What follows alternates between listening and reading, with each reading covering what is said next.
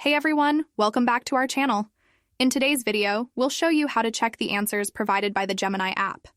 Whether you're looking for answers for study, work, or just out of curiosity, this guide will guide you step by step.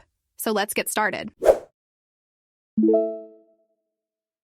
Open the Gemini app on your smart device and make sure you're logged into your account.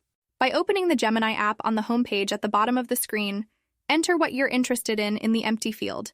In our case, we'll enter the price of the iPhone 16 and click on the search field. The Gemini app will give you a detailed answer, just like it gave us regarding the price of the iPhone 16. As you can see, the app has searched all the information on the internet and presented it to you in detail.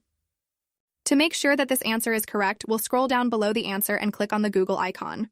After analyzing your request, you will see some highlights such as a green highlight that represents you as a correct answer, approved or completed in some cases where we have some tasks. An orange highlight represents you as a warning or potential problem that could mean that the answer is not completely correct.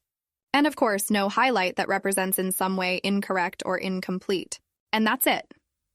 By following these simple steps, you can easily check and review the answers provided by the Gemini app.